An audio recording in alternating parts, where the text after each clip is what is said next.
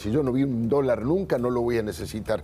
No registran que es un precio más de la economía y que va directamente a la inflación. Ni hablar. De hecho, Alfredo, en parte lo que pasa es que ninguna de las dos tiene ancla.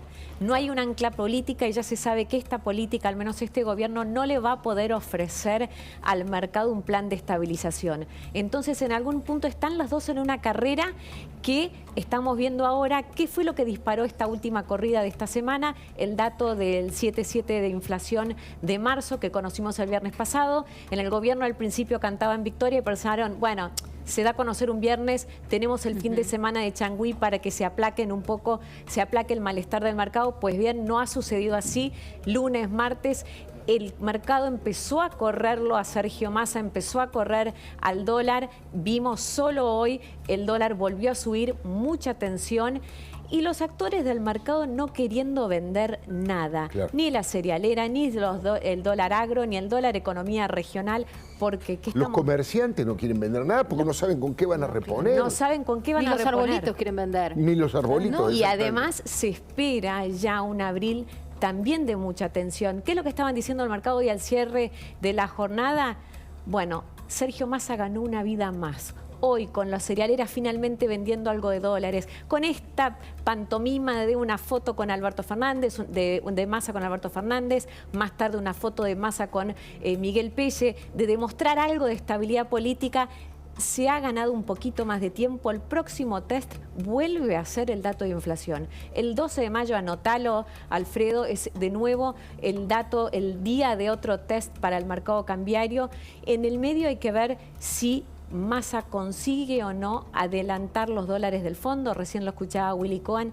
Clave es conseguir que alguien venda dólares, claro, ¿no? Claro, bueno, el dato de inflación va a ser clave porque hoy lo escuché a Espotorno, que también estuvo aquí, decir que para la consultora que él maneja, los primeros 15 días ya tenían, bueno, prácticamente si lo multiplicás, el 8 adelante, digamos, ¿no? Sí. Para el próximo, bueno, para la próxima sí, medición. Es el 7 adelante seguro para la inflación general y más del 8 para los alimentos, de nuevo. Gobernador, precandidato a presidente, bueno, nuevamente lo saludo. ¿Cuál es la primera impresión que usted siente sobre esto? ¿Qué le parece lo más grave? Obviamente, supongo que los que más sufren son los que menos tienen, los trabajadores, los jubilados, por ahí se corta el hilo, ¿no? Sí, bueno, a estos niveles de inflación se genera pobreza todos los días. Entonces, la situación está muy complicada, mucha incertidumbre en los mercados. El dato de inflación fundamentalmente del último mes está generando toda esta situación. La política también, desde el punto de vista de un gobierno que no genera certezas, por el contrario incertidumbre, un presidente que no tiene autoridad, que no ha demostrado liderazgo, la ausencia de un plan. Me parece que a este punto ya el ministro de Economía, Sergio Massa, ha fracasado en esta política táctica de tratar de corregir esto y esto otro sin tener un plan. Las peleas políticas dentro del gobierno, es decir, muchas diferencias, operaciones que renuncia a tal, que renuncia a cual.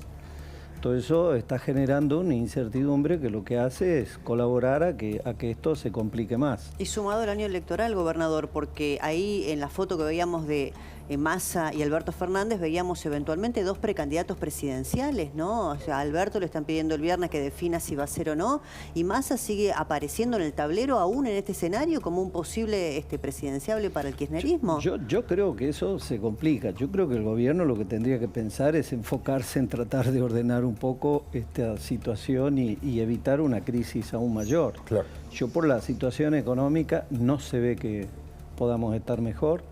Yo no sé cuál va a ser la respuesta del Fondo Monetario Internacional, que hasta acá ha tenido una actitud bastante benévola, laxa. Colabora, el fondo colabora con este gobierno. El año pasado estuvimos los gobernadores del Norte Grande, estuvimos con el Departamento de Estado, con el Fondo Monetario, y la verdad que el gobierno había logrado un acuerdo bastante flexible.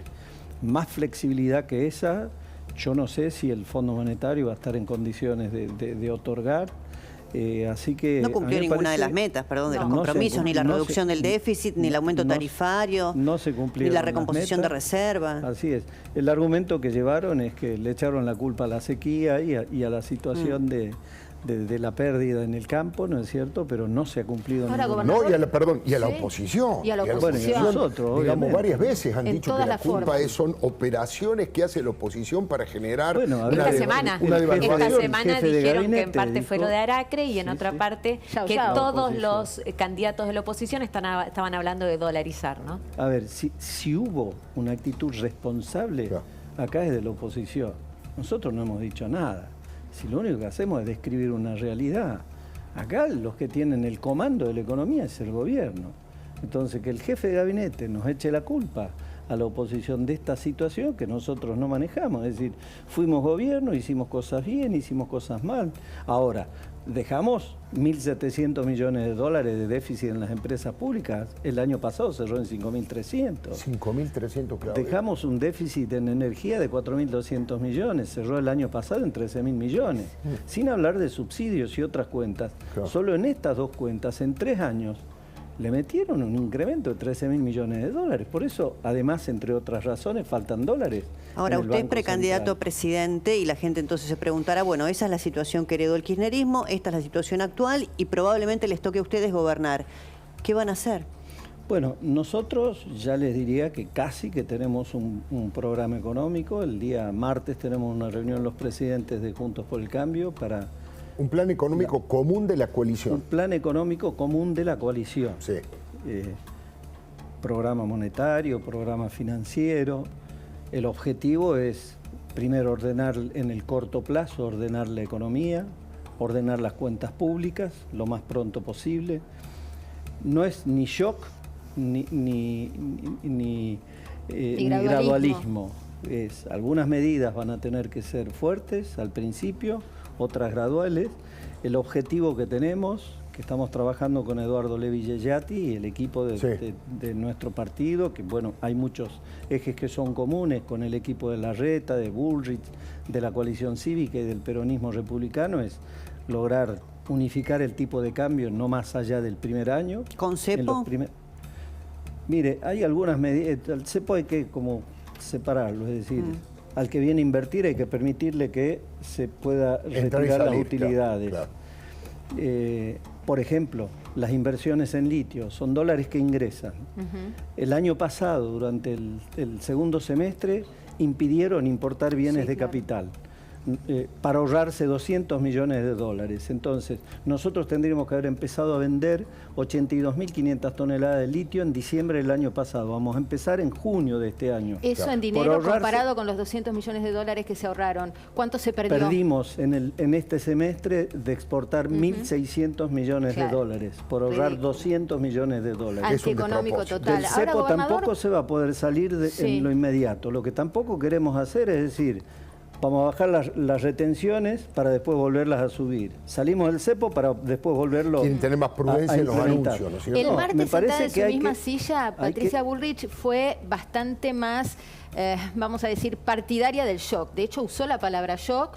Sobre el cepo es verdad que no dijo inmediatamente y todo junto, es cierto, pero dio una sensación de un plan más agresivo en materia de ajuste fiscal seguro, en materia de privatización de empresas del Estado o directamente de cierre de empresas públicas. Bueno, tenemos coincidencia en lo que hay que hacer con el gasto público, obviamente. No se puede gastar más de lo que realmente se puede. Y ese es el primer punto que hay que ordenar. El año que viene puede que sea tan complicado como este año. Claro. Pero digo, yo veo el vaso medio lleno. El año que viene vamos a tener una mejor cosecha, vamos a exportar 6.500 millones de dólares más en crudo. Se va a ahorrar en energía. Vamos a exportar 4.000 millones de dólares en litio. En 2025, Catamarca, Salta y Jujuy vamos a estar exportando más de 10.000 millones de dólares en litio. Se presume que el gasoducto estará terminado. Sí, en el 2025 vamos a estar ya exportando gas.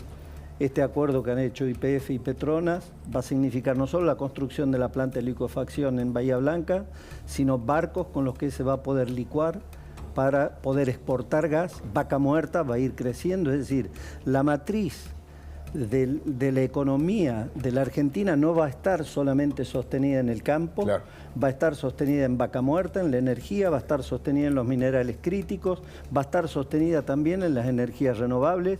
En 10 años, si tomamos la decisión de una buena ley que realmente promueva la producción de hidrógeno verde, la posibilidad de que en 10 años Argentina pueda exportar 45.000 millones de dólares en hidrógeno verde, si es que es agresivo el plan que tenemos. Eso es lo que viene para la Argentina, ahora, en un mundo que demanda lo que Argentina tiene. Entonces, yo veo el vaso medio lleno.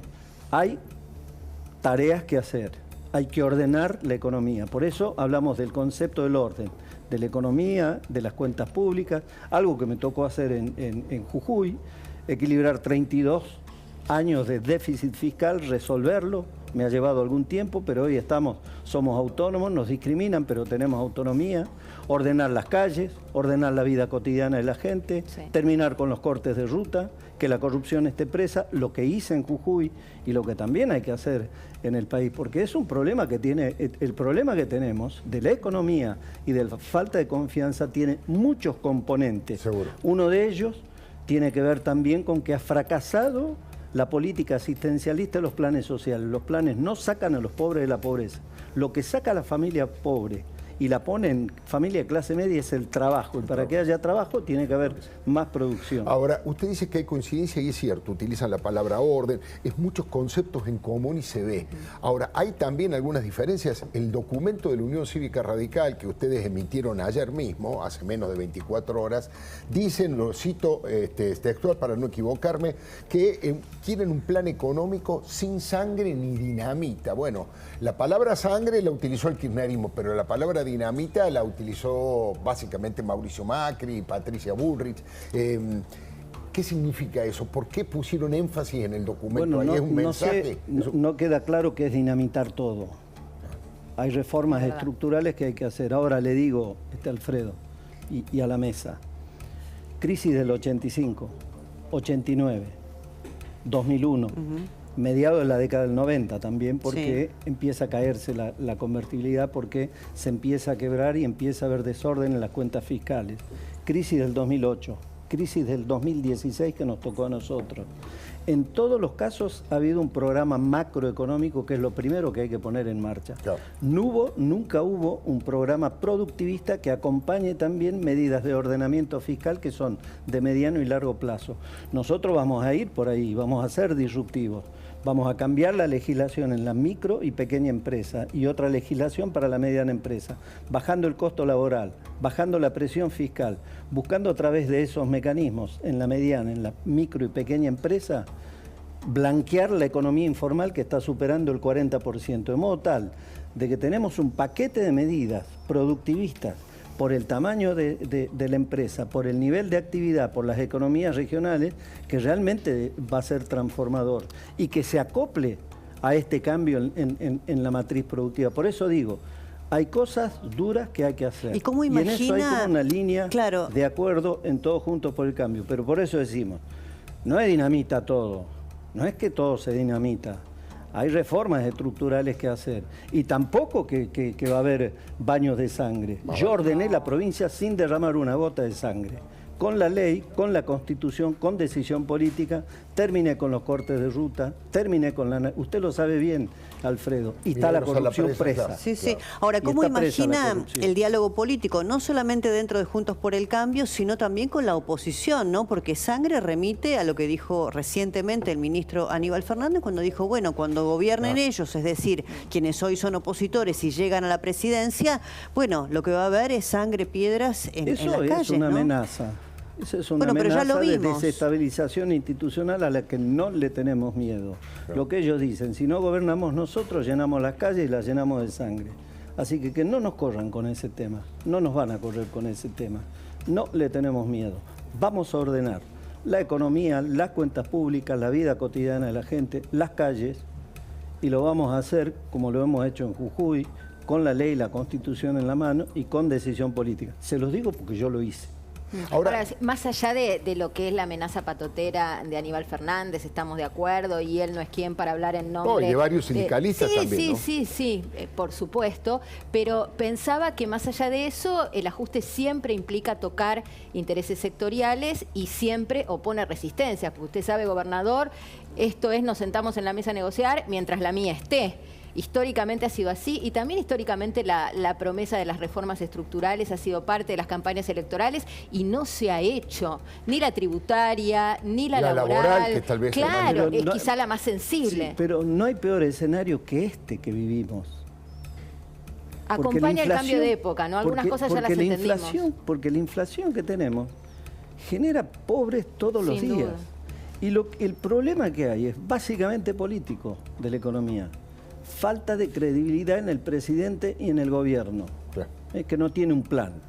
En la medida en que uno muestra un plan, muestra un horizonte, tiene decisión política, tenemos un presidente que tenga liderazgo, Claro. que tenga carácter y que tenga decisión para tomar las decisiones que hay que tomar para mejorar la situación de los argentinos.